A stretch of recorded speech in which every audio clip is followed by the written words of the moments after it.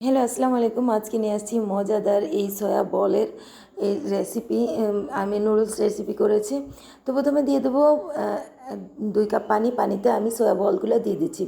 তো সয়া বল আপনি চাইলে আলাদা করে বয়েল করতে পারেন। তো আমি এইটা একসাথে বয়েল করেছি।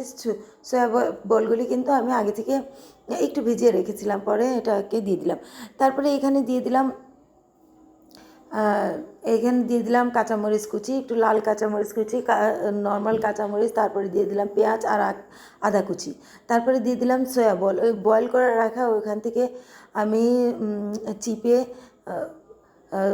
তুলে রেখেছিলাম, পরে ওটাকে দিয়ে দিলাম তারপরে দিয়ে দিলাম ক্যাপসিকাম। আমি হলুদ ক্যাপসিকামটা ইউজ করেছি, আপনার কাছে যেটা অ্যাভেলেবেল থাকে ওটা আপনি ইউজ করতে পারেন। তারপরে দিয়ে দিলাম এই ডিমে 2-3 রকমের একটা মশলা অ্যাড করেছি। একটা অ্যাড করেছি ম্যাগি মশলা, তারপরে দিয়েছি একটু হালকা ধনে গুঁড়া, তারপরে একটু দিয়েছি একটা আর হলো চাট মশলা। তো 3টা একসাথে ডিমে মিশিয়ে তারপরে দিয়ে দিলাম। তারপরে এইখানে দিয়ে দিলাম নুডলস।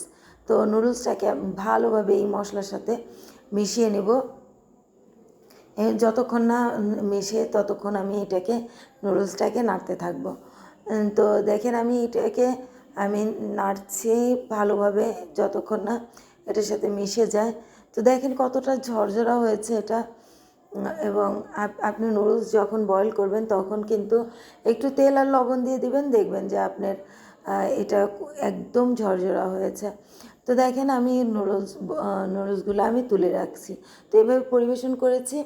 এখন আমি পরিবেশনের সময় আমি ওই নুডলসের যে মশলাটা আমি ওটা এক্সট্রাভাবে দিয়ে দিচ্ছি। আমি অর্ধেকটা ইউজ করেছিলাম, আর এটা আমি অর্ধেকটা এর উপরে দিয়ে দিলাম। তারপরে দিয়ে দিলাম একটু সস।